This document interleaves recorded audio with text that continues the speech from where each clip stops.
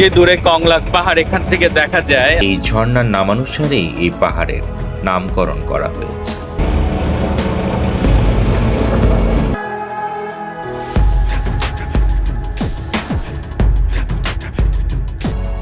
বর্ষার এক রূপ, শীতের এক রূপ। দিকে পাহাড়, সবুজ আর মেঘের অকৃত্রিম মিতালি চোখে পড়ে। এই ত্রিপুরা ও লুসাইনি গোষ্ঠীর বসবাস। বাংলাদেশের পতাকা তার কত সৌন্দর্য এখানে ধারণ করে আছে। চায়ের সাথে কিছু খাবেন আর পাহাড়ি ফলের রয়েছে নানা সমাহার।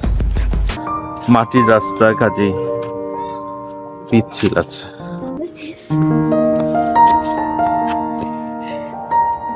এখন আমরা হাইস্ট চূড়ায়। আপনি দেন, আপনি যেটা পাকা দেখে তিনটা। কলার সাথে চা, কলার সাথে কেউ চা খাইছেন? আমিও খাইনি।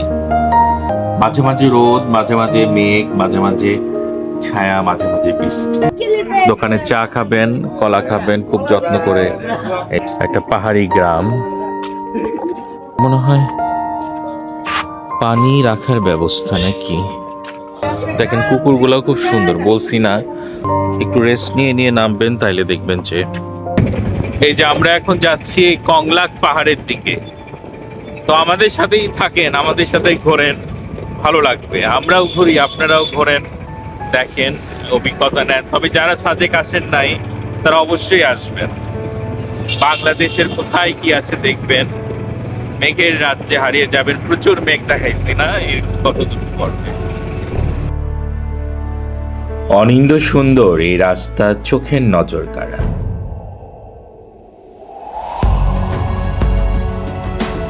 ওই যে দূরে কংলাক পাহাড় এখান থেকে দেখা যায়। আমরা ওইদিকে যাচ্ছি। এদিকে রাস্তা আসলে ভালো, সাজিকের রাস্তা খুবই ভালো। এখানে মনে রাস্তার কাজ হচ্ছে।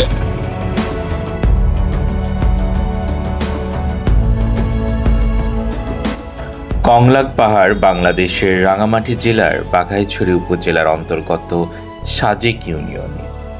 এটি সাজেক ভ্যালির সর্বোচ্চ চূড়া। সমুদ্রপৃষ্ঠ হতে উচ্চতা প্রায় 1800 ফুট।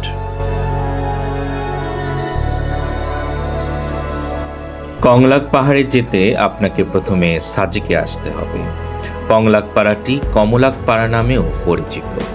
পাহাড়ের নিচে কংলাক ঝর্ণা অবস্থিত এবং এই ঝর্ণার নামানুসারেই এই পাহাড়ের নামকরণ করা হয়েছে। কংলাক পাহাড়ে যেতেও আপনার চোখে পড়বে নানা ধরনের রিসোর্ট। আপনি এখানেও থাকতে পারেন, আবার সাজেকের যে মেইন পয়েন্ট সেখানেও থাকতে পারেন।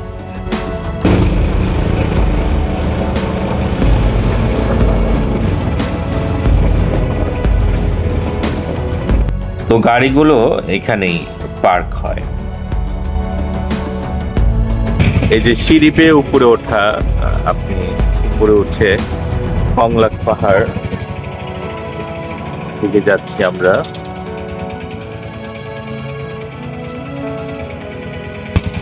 ওরাও আসতেছে।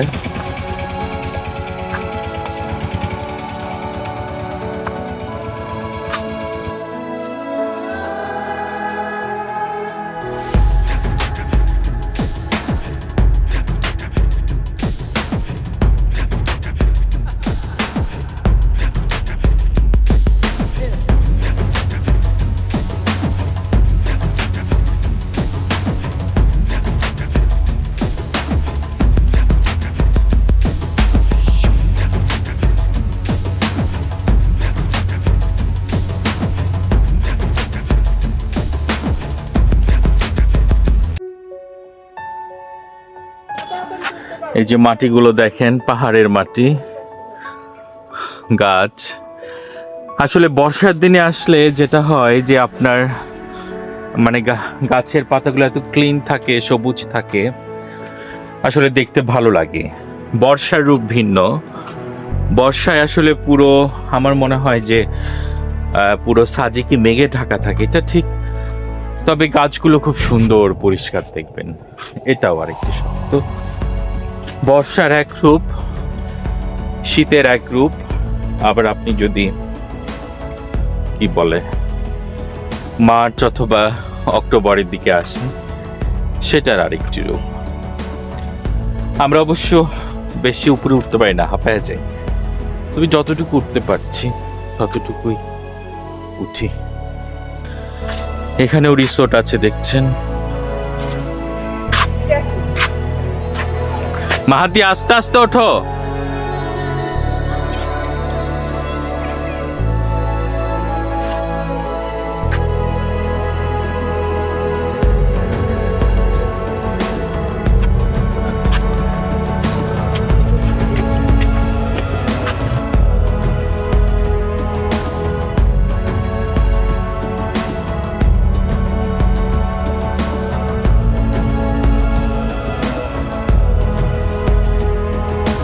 সামনে রেড কালারের যেটা দেখছেন সেটা হচ্ছে একটা সুন্দর রিসোর্ট। চারদিকে পাহাড়, সবুজ আর মেঘের অকৃত্রিম মিতালি চোখে পড়ে। তো সাজেকে ভ্রমণরত পর্যটকদের কাছে এটি এখন আকর্ষণের কেন্দ্রবিন্দুতে পরিণত হয়েছে। পাহাড় চূড়ার ছোট্ট এই গ্রামটিতে ত্রিপুরা ও লুসাইনি গোষ্ঠীর বসবাস। জুম চাষ এ পাড়ার প্রধান খাদ্য ও উপার্জনের উৎস। বেশি চাষ হয় হলুদ, আদা ও কমলার। বললাম না যে একটু আগে এখানকার বেশ কিছু পুকুর আছে খুব সুন্দর। এই যে এটা একটা। আপনি এখানে আসবেন, ছবি উঠবেন, তার জন্য রয়েছে নানা ব্যবস্থা। বাংলাদেশের পতাকা তার কত সৌন্দর্য এখানে ধারণ করে আছে।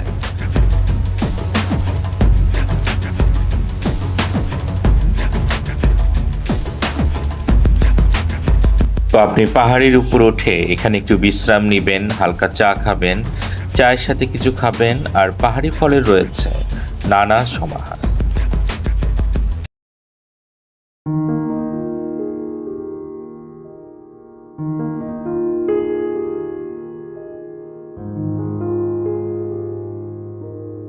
এই যে আমরা একটু উপরে যাচ্ছি, তো এখানে যে লোকালরা আছে ওরা বলে যে উপরে নাকি একটু ভিউ পয়েন্ট আছে।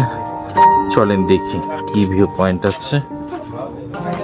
তবে বৃষ্টির সময় হাঁটতে একটু সাবধান, কারণটা হচ্ছে পিচ্ছিল থাকে এখানে। তো দেখতে পাচ্ছেন মাটির রাস্তা, কাজেই পিচ্ছিল আছে। আবার আকাশ দেখে মনে হচ্ছে যে বৃষ্টি আসতে পারে। ময়লা ফেলার জন্য খুব সুন্দর একটা সিস্টেম করছে, একটা ঝুড়ি বাঁধা, ভালো লাগলো।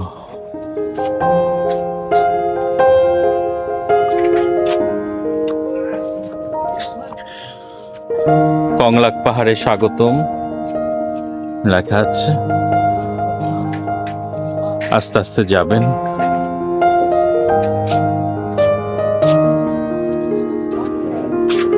এগুলো রিসোর্ট আর কি।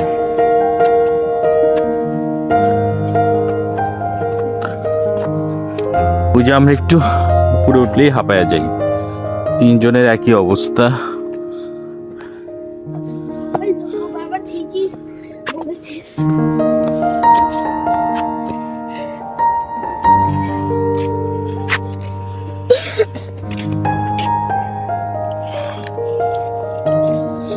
একটু বাঁচাছে দাঁড়া উঠি। অত মুড়িতে যায় আমার বাবার উপরে ভর দিচ্ছে। এখানে বসার নানা ব্যবস্থা, এখানে চা আছে, চায়ের ব্যবস্থা। না এই পানি পরে খাচ্ছি, তারা খুব সুন্দর।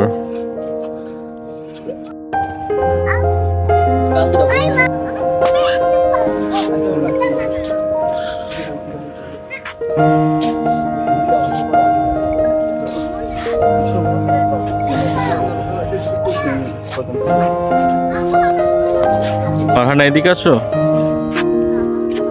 কংলাকের এখন আমরা হাইস্ট চূড়ায়, তো আপনারাও আসবেন, ভালো লাগবে। মাদি তাকাও। এই যে এদিকে আসো। এদিকে এই জায়গাটা হলো একটা স্পট। তো ওনাদের একদম ফ্রেশ কলা, গাছের কলা। আপনি দেন, আপনি যেটা পাকা দেখে তিনটা, আমরা তত বুঝবো না।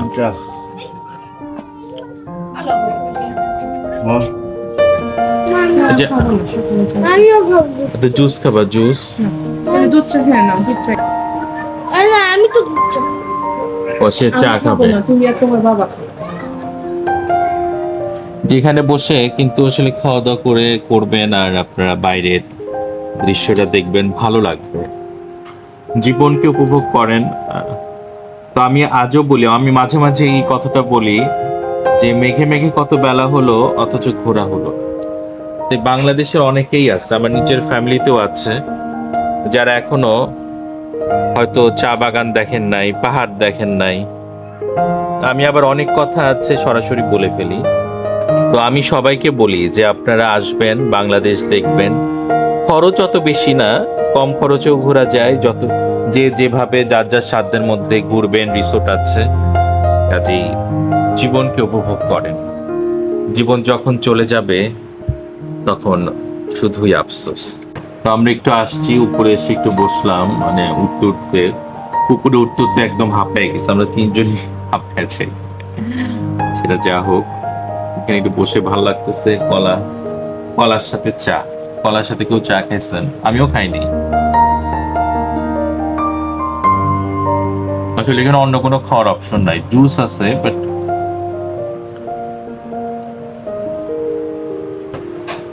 এখানে আসলে 2 বেলা গাড়ির বহর যায়, একটা 10:30টা, একটা 2:30টা। তো আমরা 2:30টার সময় যাব আজকে। আবার এখান থেকে যেয়ে খাগড়াছড়িতে একটা রিসোর্টে থাকবো, তারিং চুমুই। তো আমাদের পাশের রুমে যারা থাকতো তারাও দেখি এখানে আসছে, তো ভাবছি তারাও মনে হয় 10:30টায় চলে যাবে। এখন দেখি তারাও এখানে। মাঝে মাঝে রোদ, মাঝে মাঝে মেঘ, মাঝে মাঝে ছায়া, মাঝে মাঝে বৃষ্টি।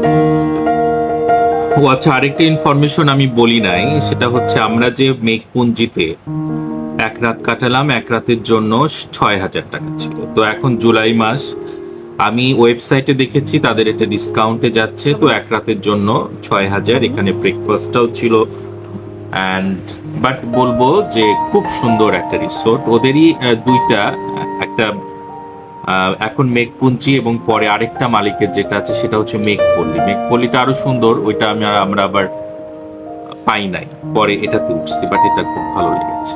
তো গরম পড়ুক আর যেটাই হোক, চা জিনিসটা আপনার যত গরমই হোক, চায়ের ব্যাপারটা অন্যরকম। কাজে উপরে উঠলাম, জুস খাওয়া বাদ দিয়ে চা খাচ্ছে, চা এনজয় করছে, ভালো লাগছে। দুধ চা। আমার ছেলেও আবার ইদানিং চা খাওয়া শিখছে আমাদের সাথে থাকতে থাকতে। মাদি, চা কেমন এনজয় করছো? দুধ চায়ের দাম 30 টাকা করে আর কলা 10 টাকা করে। আচ্ছা, তোমার কি আমার চা বেশি ভালো ভালো লাগে নাকি সাজেকে এসে এই চাটা বেশি ভালো লাগে? 2টা চাই ভালো লাগে, ওটা ঘরে বসে খাই আর এটা হচ্ছে পাহাড়ে মেঘ দেখতে দেখতে খাই।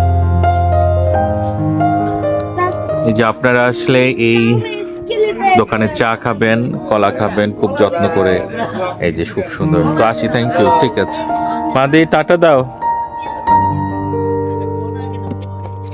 তো আমরা এখন নামছি কংলাক থেকে, বেশ ভালো লাগলো। আমরা আসলে দুপুর 2:30টার বহরে রওনা দিব, এই জন্য এখন একটু ঘোরাঘুরির সময়। তো গতকালকে আসছি আর ঘুরি নাই, আজকে বের হইছি, কংলাক পাহাড় থেকে নামছি।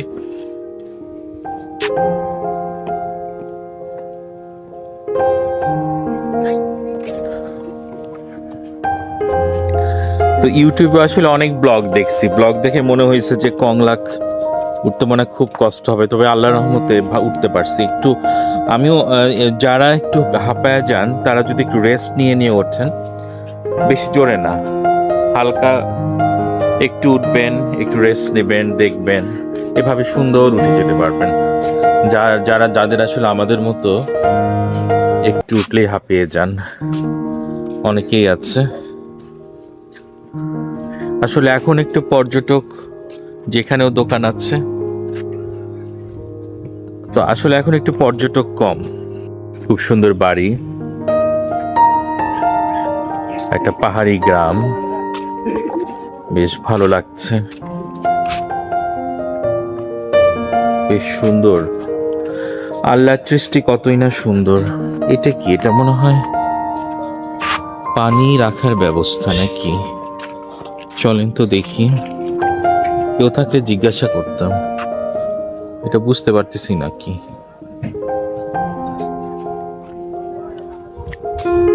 এই যে বিভিন্ন ঘর বাড়ি আছে, রিসোর্ট আছে, চাটা খাওয়ার ব্যবস্থা আছে। কংলাকে এরা মনে হয় স্থানীয়, যেখানে অনেকেই থাকে।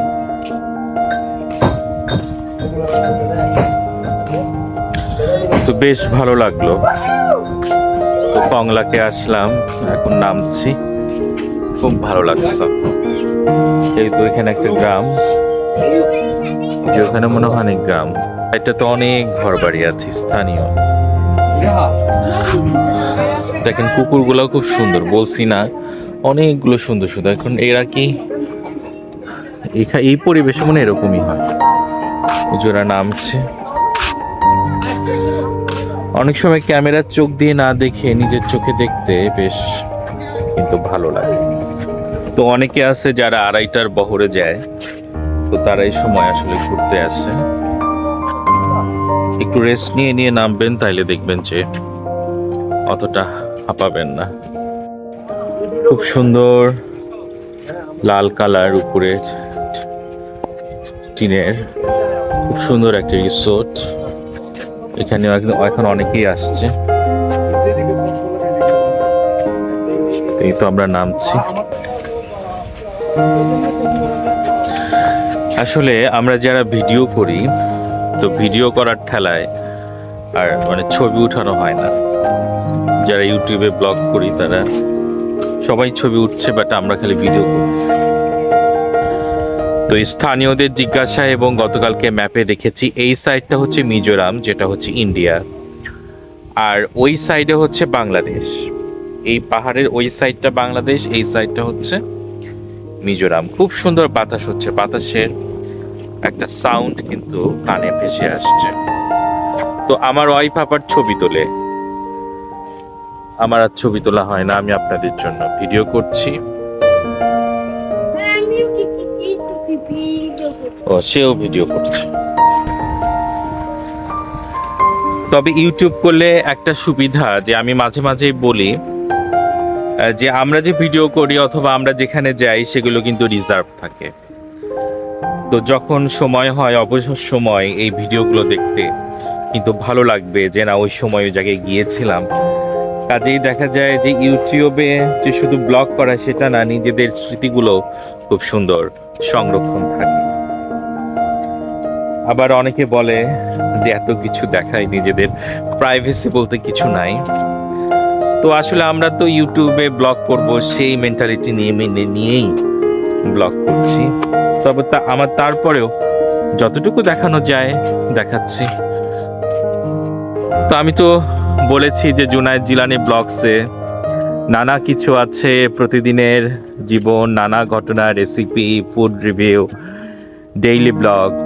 আর এখন যেটা দেখছেন সেটা ট্রাভেল ব্লগ। তো আপনার একটা চ্যানেলে অনেক কিছুই মিক্সড। তো ট্রাভেল ব্লগ এখন আপনাদের সাথে শেয়ার করছি, আমাদের অভিজ্ঞতা আপনাদের সাথে শেয়ার করছি। এখনো যারা সাজেক আসেন নাই, আমাদের ভিডিওগুলো দেখে আপনারা একটা এক্সপিরিয়েন্স নিতে পারেন।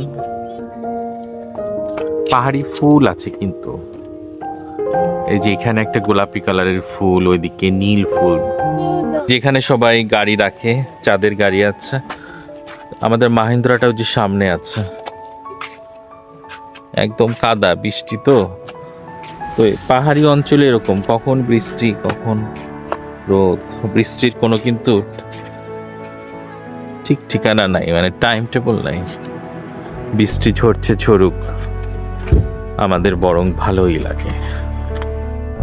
এই যে আমরা একদম হোটেল থেকে বের হইছি, আমরা যখন রিসোর্ট থেকে বের হই একদম লাগেজগুলো একদম উঠায় নিছি। তো সাজেকের এই ভিডিওগুলো শেষ হলে আমাদের আবার খাগড়াছড়ির বিভিন্ন পর্যটনের ভিডিও হবে। তো আমাদের সাথে থাকেন, আবার আরেকটি ব্লগ আসছে, নেক্সট কই যাচ্ছি ওইটার উপর আবার ব্লগ দেবো।